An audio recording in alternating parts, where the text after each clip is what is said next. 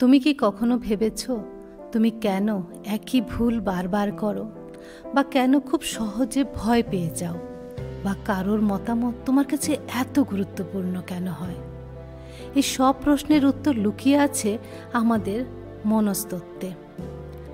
এমন কিছু মানসিক শক্তি যা অদৃশ্যভাবে আমাদের প্রতিদিনের সিদ্ধান্ত, সম্পর্ক, জীবনযাত্রা সব কিছু নিয়ন্ত্রণ করছে, আর আমরা তা বুঝতেই পারি না। আজকের ভিডিওতে আমরা আলোচনা করব এমনই কিছু গভীর মনস্তাত্ত্বিক কারণ যা আমাদের জীবনকে নিয়ন্ত্রণ করছে। সাবকনশাস মাইন্ড বা অবচেতন মনের প্রভাব। আমরা মনে করি আমরা সচেতনভাবে সব সিদ্ধান্ত নিই, কিন্তু বাস্তবে আমাদের জীবনের ৯৫% সিদ্ধান্তই আমাদের অবচেতন মস্তিষ্ক দ্বারা নিয়ন্ত্রিত হয়। তুমি কিভাবে কথা বলবে, কিভাবে রেগে যাবে, কাউকে বিশ্বাস করবে কিনা, সব কিছু তোমার ছোটবেলার অভিজ্ঞতার উপর ডিপেন্ড করে। ছোটবেলার কিছু অভিজ্ঞতা, পারিবারিক শিক্ষা, পরিবেশ দিয়ে আমাদের মন তখন থেকেই একটা প্রোগ্রাম হয়ে যায়, আর সেই প্রোগ্রাম অনুযায়ী আমরা বড় হয়েও সেইভাবেই ব্যবহার করি, সেইভাবেই ভাবি। ধরো, ছোটবেলায় যদি কেউ শোনে তুই পারবি না, তাহলে বড় হয়েও সে চেষ্টা না করেই হার মেনে নেয়, কারণ ছোটবেলার ওই কথাতে তার আত্মবিশ্বাস তৈরিই হয়নি। অথচ বড় হয়ে সবাই ভাবি যে কেন আমি কিছু পারছি না, বা আমি পারছি না, আমার মধ্যে আত্মবিশ্বাসটা এত কম কেন? অথবা ভাবিই না, আমি শুধু ভাবি যে আমি এটা পারব না। তারপর হলো কনফার্মেশন বায়াস। এই মনস্তাত্ত্বিক ফ্যাক্টর আমাদের এমনভাবে প্রভাবিত করে যাতে আমরা শুধু নিজের বিশ্বাসকে সমর্থন করে এমন তথ্য খুঁজি। ধরো, তুমি ভাবছো সবাই স্বার্থপর, তাহলে কেউ একটু খারাপ ব্যবহার করলেই তুমি মনে করবে, দেখেছো, আমি ঠিক ভেবেছিলাম।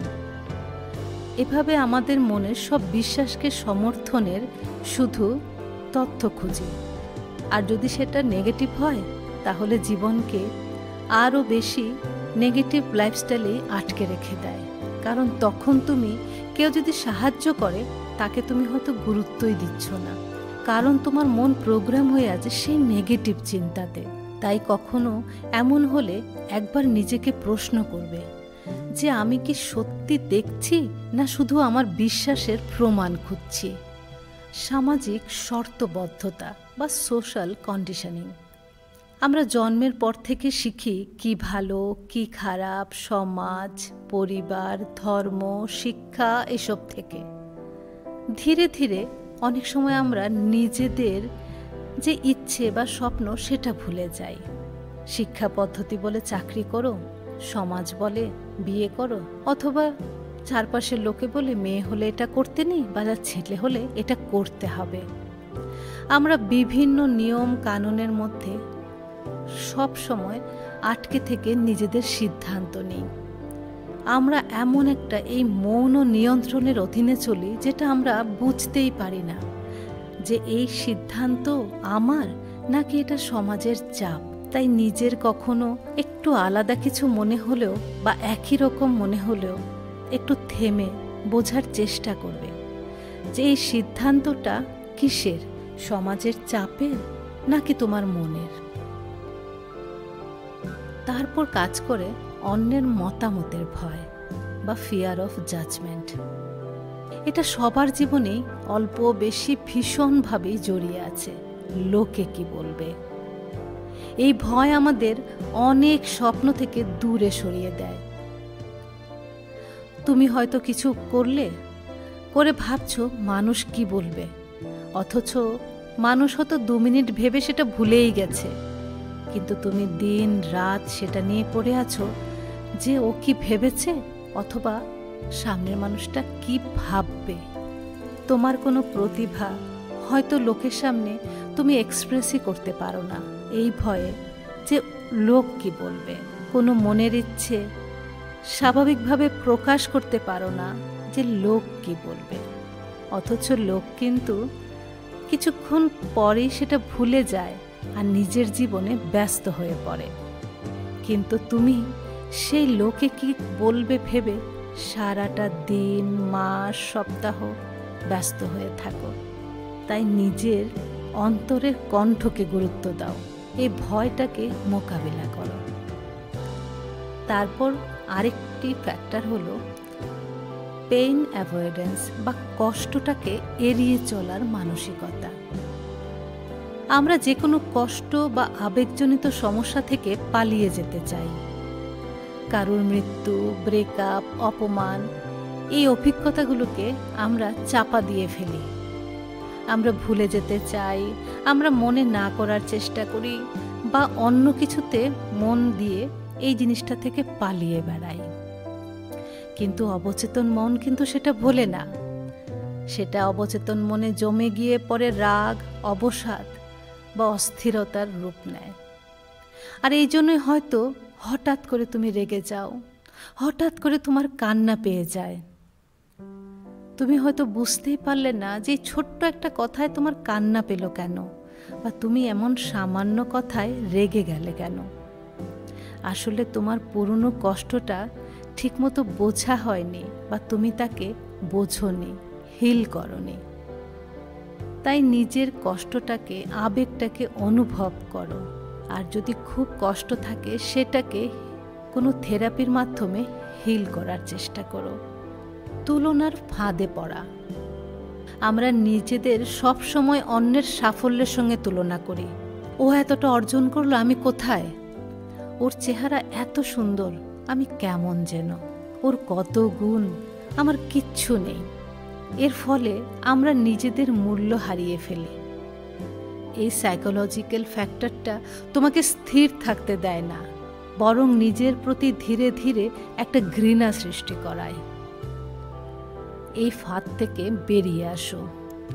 নিজেকে শুধুমাত্র তোমার আগের একটা রূপের সঙ্গে তুলনা করো, আর প্রতিদিন একটু একটু করে উন্নত হওয়ার চেষ্টা করো। নেগেটিভ সেলফ টক, এটা যেন আমাদের সঙ্গে আজকাল ভীষণভাবে জড়িয়ে যাচ্ছে। আমরা নিজের মনে এমন সব কথা বলি যা হয়তো শত্রুরাও বলে না। আমি পারবো না, আমি বোকা, সব আমার দোষ। এসব কথা যেন সব সময় কোথাও না কোথাও ঘুরে বেড়াতে থাকে। আর যখন আত্মবিশ্বাস একটু কম থাকে সেটা আরও বেশি করে আসে, আর আত্মবিশ্বাসকে আরও বেশি ধ্বংস করে দেয়। আর এই কণ্ঠস্বরই আমাদের তখন একটা রিয়েলিটিতে পরিণত হয়ে যায়। আমরা বিশ্বাস করতে শুরু করি যে সত্যি সব দোষ আমার, সত্যিই আমি বোকা। তাই যখন তুমি নিজেকে খাটো করবে, সঙ্গে সঙ্গে নিজেকে বলো, এই চিন্তাটা সত্যি নয়, আমি যথেষ্ট। আমাদের জীবনে ইমোশনাল ট্রিগার্স আছে কিছু। কেউ কেউ কিছু বললে হঠাৎ রেগে যাওয়া, কষ্ট পাওয়া, এগুলো হলো কোনো কিছুর ট্রিগারে তুমি প্রতিক্রিয়া করছো। এই ট্রিগার সাধারণত কোনো পুরনো না বলা কষ্ট বা অভিজ্ঞতা থেকে তৈরি হয়। যেমন ধরো, তুমি খুব ছোট ছিলে, আর কেউ তোমাকে বলছে তুমি অপদার্থ, তুই কিচ্ছু পারিস না, তোর দ্বারা কিচ্ছু হবে না। এখন কেউ হালকা সমালোচনা করলেও তুমি ভেঙে পড়ছো, তুমি রেগে যাচ্ছ, তুমি উত্তেজিত হয়ে পড়ছো। এই প্রতিক্রিয়াগুলোকে থামিয়ে নিজেকে কখনো ঠান্ডা মাথায় বসে জিজ্ঞেস করবে যে এই রাগ বা কষ্ট কোথা থেকে আসছে, কেন তোমার এত কষ্ট হলো এই ছোট্ট কথায়। এটার জন্য বলতে পারি ইনার চাইল্ড হিলিং কিন্তু খুব কার্যকর। এই থেরাপিতে তুমি তোমার সমস্ত না বলা কষ্ট দূর করে দিতে পারবে, আর নিজেকে একটা নতুন রূপে দেখার একটা অভ্যাস তৈরি হয়ে যাবে। আমরা নিজেদের কিছু অভ্যাসগত চিন্তার চক্রে সারাদিন ঘুরতে থাকি। প্রতিদিনের 70 to 80% চিন্তা আগের দিনের পুনরাবৃত্তি। যদি প্রতিদিন তুমি আমি ব্যর্থ, জীবন কঠিন এই ভাবতে থাকো, তাহলে সেটা বাস্তব হয়ে যায়। আমাদের সাবকনশাস মাইন্ড একটা ছোট্ট বাচ্চার মতো, যে কোনো যুক্তি বোঝে না। তাকে যেই কথাটা বলা হয় সেটাই সে বিশ্বাস করে। তাই তুমি যদি রোজ বলতে থাকো আমার জীবন ব্যর্থ, আমার জীবন কঠিন, তাহলে সাবকনশাস মাইন্ড ভাবে বোধহয় এটাই সত্যি, আরও সেরকম পরিস্থিতিতেই তোমাকে বারবার নিয়ে ফেলে দেবে। তাই প্রতিদিন সকালে উঠে ধ্যান করবে, এই পৃথিবীকে ধন্যবাদ দেবে, আর নিজের চিন্তাকে পজিটিভ রাখবে। নিজেকে আয়নার সামনে দাঁড়িয়ে বলবে, আমি খুব খুশি, আমার জীবন খুব সুন্দর। অজানার ভয়কে আমরা বড্ড বেশি ভয় পাই। মানুষ হিসাবে আমরা নিরাপত্তা চাই। অজানা মানেই হয়েছে অনিশ্চয়তা, আর সেটাই ভয়ঙ্কর মনে হয়। মানে নতুন চাকরি, নতুন সম্পর্ক, নতুন জায়গায় যাওয়া, সবেতেই ভয় হয়। তাই আমরা পরিচিত কষ্টের মধ্যেই পড়ে থাকি, পরিবর্তনের সুযোগটা হারিয়ে ফেলি। আমরা নিজেদের যে রকম পরিস্থিতি আছে সেটাকেই খুব স্বাভাবিক মনে করি। হয়তো সেটা খুব কষ্টে আছি, কিন্তু সেটাই থাকতে থাকতে মনে হয় এটা তবুও ভালো, নতুন কিছু না জানে আরও কীরকম হবে। ভয় থাকা স্বাভাবিক, কিন্তু ভয় থাকা মানে থেমে থাকা নয়। তোমাকে ছোট ছোট ঝুঁকি নিতে হবে, নিজেকে প্রশংসা করতে হবে, নিজের সবচেয়ে বড় বন্ধু হয়ে দাঁড়াতে হবে। তোমার জীবনে যদি এই সব প্যাটার্ন, এই সমস্ত কিছু বারবার আসে, তাহলে বুঝে নাও যে তোমার পরিবর্তনের সময় হয়েছে, নিজেকে বোঝার সময় হয়েছে, নিজেকে নতুনভাবে দেখার সময় হয়েছে। নিজেকে দেখে নাও, বুঝে নাও, ভালোবেসে নাও, নিজেকে নিজের মতো গ্রহণ করে নাও। আমাদের সবচেয়ে বেশি সমস্যাই হয় নিজেকে গ্রহণ না করতে পারার জন্য। নিজেকে গ্রহণ করো, ভালোবাসো, ভালো থেকো, আর সাবস্ক্রাইব করে আমাদের সঙ্গে থেকো।